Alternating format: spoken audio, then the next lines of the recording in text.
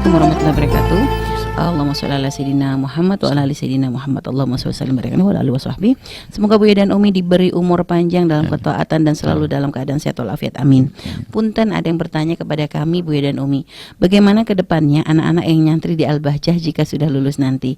Karena biasanya orang-orang daerah atau kampungnya sangat berharap akan bisa berguna di daerahnya karena memang di kampungnya sangat membutuhkan ilmunya.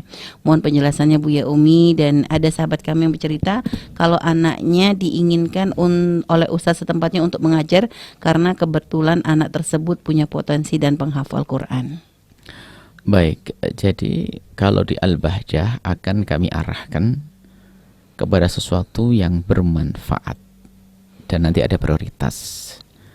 Misalnya kita lihat santri itu potensinya tinggi. Kita tahu di kampungnya sangat dibutuhkan. Cuman untuk potensi sekelas dia tidak seharusnya diletakkan di kampungnya, maka tidak kita letakkan di kampungnya. Akan kita bawa ke tempat yang dia lebih manfaat. Adapun kampung yang butuhkannya akan diberi oleh muridnya dia nanti pada akhirnya. Atau orang yang dididik sama dia. Dia kita tugasnya untuk mengkader orang di pesantren ini nanti untuk kirim ke tempatnya dia.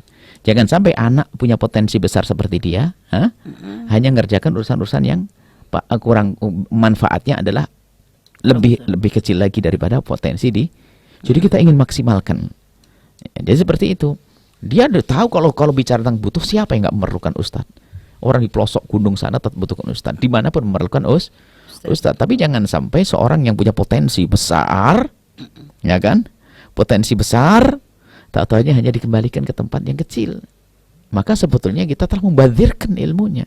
Sementara yang kecil tadi bisa diselesaikan oleh orang yang diatur oleh dia. Itu bukan berarti karena kita meremehkan. Enggak dong. Karena ada begini loh ya. Misalnya kalau kita paham ada kebakaran gubuk kecil sama kebakaran rumah gede, mana yang kita perhatikan dulu? Ya gitu dong. Kan jadi permasalahan ini sama permasalahan ini solusinya ini diperlukan tenaga besar, maka diarahkan ke yang gede dong. Adapun kan kita misalnya punya anak 3, yang gede sama yang kecil, sama sedang. Kemudian kita harus menyelesaikan masalah. Ada kebakaran di tempat yang gede sama yang kecil. Masa yang gede selesaikan yang enggak. Yang kecil kamu nyiram yang di Cina ya, kamu nyiram yang di sini. Kan gitu. Ya, oh iya dong. Ya justru itu yang benar. Kita nggak perhatian. Oh enggak perhatian. Karena apa? Ada kejahatan yang lebih besar lagi.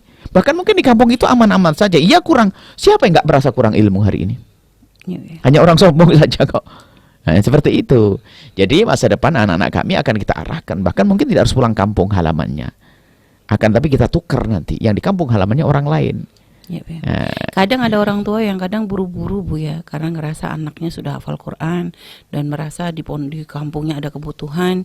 Jadi kadang ya mohon maaf, kadang ada sebagian orang tua tuh yang nggak sabar Bu ya, sehingga akhirnya mengambil anak tuh di saat sebenarnya anak tuh belum waktunya untuk keluar gitu. Itu gimana Bu ya? Kalau orang buru-buru malah nggak dapat masalah. Kalau orang buru-buru itu biasanya akan mendapatkan sesuatu lawannya.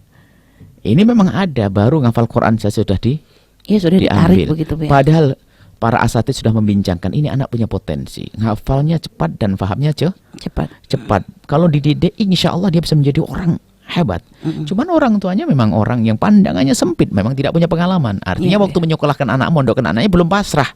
Dia dengan pikirannya sendiri, dengan otaknya sendiri, makanya sudah anaknya akan dibuat seperti keinginan dia. Semestinya kalau sudah kita nyerahkan ustadz sesuai dengan pikiran ustadz yang besar pikirannya. Kalau kita sebagai seorang wali santri di kampung, pikiran kita sempit. Karena permasalahan kita hanya permasalahan kampung. Permasalahan kita permasalahan lokal kecil. Sementara anak kita harus ngurusi sesuatu yang besar. Nah ini adalah banyak orang tua semacam itu. Akhirnya diambil. Setelah itu nggak bisa hanya guru Quran saja dari kawan. Bukan berarti kita nyepelekan guru Quran. Quran saja sayang dong, dia punya potensi. Ya, Quran yang lainnya dan ya. Itu kata Syekh Mutawalli Sya'rawi itu apa? Umirna bi tadabburil Qur'ani. Umirna bi wa tarakna yang katakan umirna bi tadabburil Qur'ani. Wa qad takaffala Allah bi hifdhihi. Walakinna in saghalna fi hifdhihi wa tarakna tadabbura. Kata Syekh Sya'rawi. Ini urusan Qur'annya. Kita itu diperintahkan untuk apa sih? Memahami, merenungi Al-Qur'an. Adapun yang menjaga Al-Qur'an Allah. Dalam Al-Quran disebut inna nahnu nazzalna dzikra wa innahu lahafidun. Allah menjaga Quran. Walakinna akan tapi kami insaghalna bihifdhihi, kita lebih sibuk ngafalin Quran, wa tarakna tadabburah, tidak pernah merenungi Al-Quran. Beliau adalah Syekhul Mufassirin. Kalau bertanya urusan ahli Quran pada zaman ini ya beliau yang baru wafat berapa tahun yang lalu. Artinya banyak orang itu menganggap sudah selesai di situ. Enggak. Justru di Al-Bahjah misalnya kita jadikan hafalan Quran adalah dasar yang istimewa. Yang punya hafal Quran dengan ketangkasan dalam menghafal, kemudian dia adalah berbakat. Maka setelah kelihatan bakatnya, dia akan kita tes dengan ilmu yang lainnya. Sehingga dia bukan sekedar menghafal Al-Quran, tapi dia memahami Al-Quran. Sayang dong. Ada bakatnya, kecerdasannya, kecakapan dalam menghafal. Ternyata tidak kita beri. Sesuatu akan berlalu bersama bergantinya waktu, hari, tahun, bulan tahun, berakhir sehingga hilang, nyesel. Bu ya, baik Bu ya. Dan kalau Bu ya, ada orang tua yang seperti itu gitu Bu ya, di saat anak sebenarnya nggak punya keinginan, jadi nggak selaras antara orang tua dengan anak. Kita bingung sih, itu seperti itu nasib sebetulnya, nasib anak yang nggak bisa dibesarkan, kasihan. Mau gimana lagi? Iya. Kita berikan masukan. Nggak boleh anak melawan Bu ya? Oh nggak boleh dong, karena kan urusannya hanya untuk masalah afdol dan afdol sama afdol kan. Kan itu sudah manfaat juga di rumahnya kan. Hanya kasihan saja, makanya kami himbau kepada orang tua itu kalau sudah mondok kan itu pasrah ke gurunya. Ide-ide guru itu udah pengalaman sana sini. Ya. Kalau nyekolahkan mondokkan anaknya dengan otaknya sendiri ya repot, anaknya jadi begitu nanti.